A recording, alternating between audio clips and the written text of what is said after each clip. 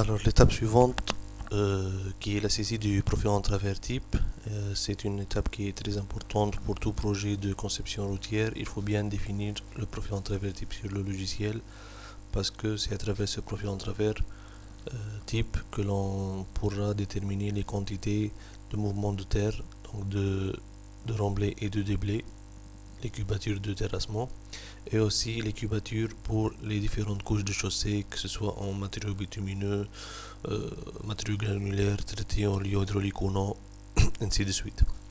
Alors pour notre projet, nous allons adopter ce profil en travers là.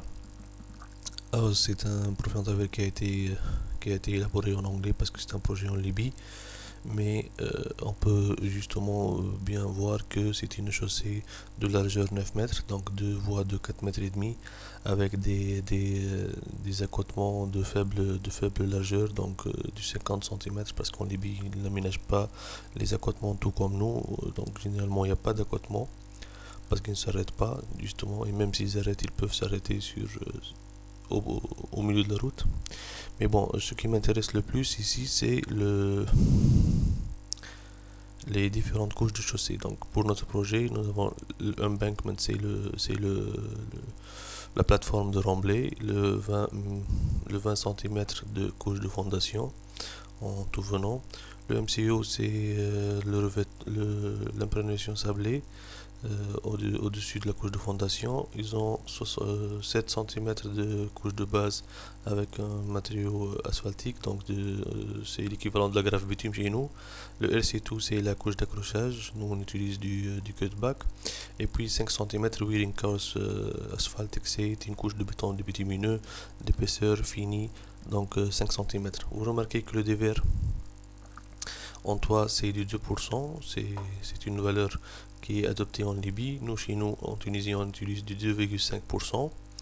Et vous avez des talus de remblai de 4 pour 1 qui est une pente assez ouverte. Hein. C'est trop comme pente. Normalement, on utilise du 3 pour 2. Mais là, 4 pour 1, donc sur 4 mètres, on va descendre 1 mètre. C'est une pente très raide.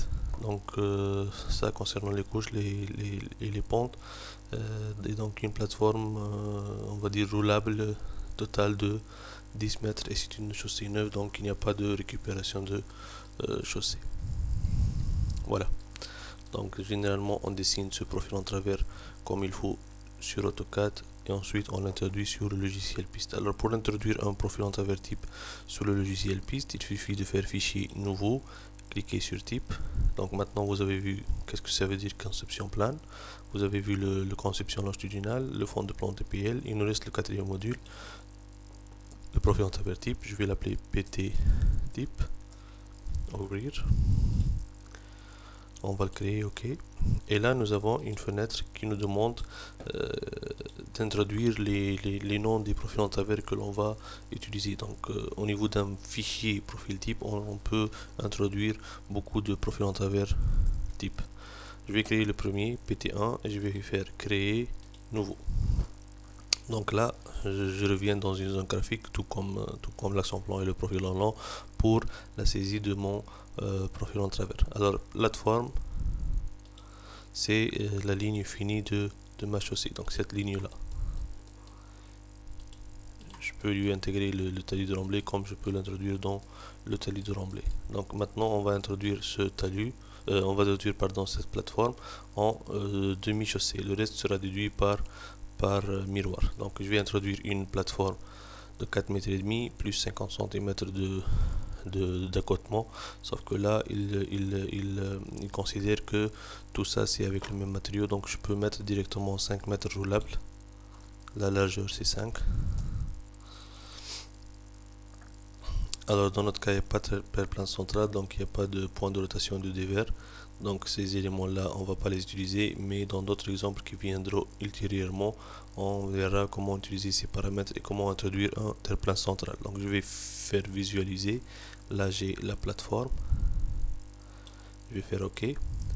Pour ce qui est du talus de remblai, donc j'ai un talus de remblai de largeur bien sûr variable, ça dépend du profil en long, ligne rouge et du terrain naturel, mais la pente elle est constante, donc 4 pour 1 ça fait 25% avec un signe moins Donc pour une largeur variable au niveau du logiciel piste, on fait -1. Et pour la pente, je vais mettre -25. Ok, donc là j'ai la plateforme et le talus de remblai. Au niveau de l'assise, donc je dois donner cette distance là entre ce point et ce point là. Ça fait donc 37 cm. Donc l'assise elle est à 0,37 cm par rapport à l'axe.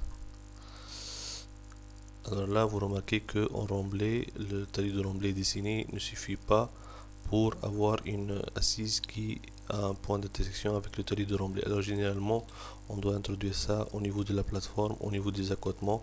Donc je vais considérer que j'ai par exemple 1 mètre avec la pente -25% visualisé.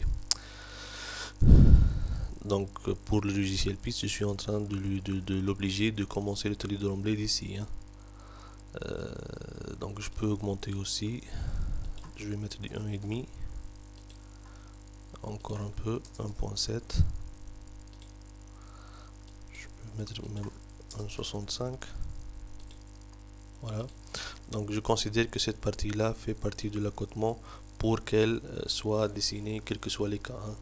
Donc ce sera ça le point de test à partir duquel on va faire du remblai ou bien du déblai.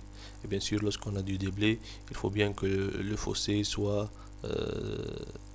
une fois rempli, la cote fil d'eau en haut doit être inférieure à la ligne assise pour éviter l'infiltration de l'eau dans ma structure de chaussée. Donc j'impose ce segment là indépendamment que ce soit en remblai ou en déblai. Donc j'aurai toujours ce segment et à partir de ce point là on va voir si on est en remblai ou bien en déblai. Alors pour la forme, c'est 5 cm plus 7 cm, ça fait 0,12. Et puis pour la base, j'ai 5 cm. Voilà. Donc ça c'est au niveau de ma structure de chaussée. Ensuite pour ce qui est du déblai, je vais imposer un fossé, on va dire, il n'y a pas de fossé ici, donc le cas déblai n'a pas été traité. Je vais donc introduire un fossé de largeur, de première largeur, une première pente de largeur 1 mètre et de pente -50. Une deuxième largeur de 0,33 avec la pente 150. Puis je rejoins le terrain naturel, une largeur variable, avec une pente bisectrice 45 degrés 100%. Voilà le cas de déblai. Donc en cliquant sur la zone graphique, je peux basculer du cas de remblai vers le cas de déblai. Donc en cas de déblai, vous avez du fossé comme dispositif de drainage et vous remarquez que le fossé il se situe au-dessous de la ligne assise. Ça, ce sont des recommandations au niveau de l'exécution des dispositifs de drainage. Voilà, c'est simple la traduction de ce profil-là, il n'est pas très compliqué. Donc je viens d'introduire ce demi-profil en cas de remblai, en cas de déblai, et c'est au logiciel maintenant de détecter si je suis au niveau d'un cas de remblai ou bien d'un cas de déblai pour implanter le fossé ou bien implanter le talus de remblai. Donc c'est un module qui n'est pas très difficile. Donc dans d'autres exemples, d'autres projets que j'ai traités directement devant vous, donc ça sera une deuxième étape de mon projet de formation. Donc là je suis en train de détailler les différentes étapes pour avoir une idée globale, mais quand même assez détaillée, parce que vous êtes en train de voir tout dans les détails, sauf que je ne sais pas de donner des exemples difficiles pour donner à cette première phase de formation un aspect pédagogique, je dirais, pour pouvoir comprendre les différentes étapes, le cheminement, le chemin qu'on doit suivre dans la conception, les différents détails, jusqu'à aboutir au résultat. Mais après, j'essaierai de traiter devant vous des exemples concrets, réels, et à chaque fois, j'essaierai d'introduire de nouveaux concepts. Et comme ça, tout au long de cette formation-là, que vous soyez étudiant ou bien jeune ingénieur qui veut débuter avec le logiciel piste, vous pourrez bien sûr suivre dans cet esprit et avoir une bonne formation. En tout cas, suivez-moi et je vous promets de fournir le meilleur de moi-même pour arriver à ces fins-là. Merci.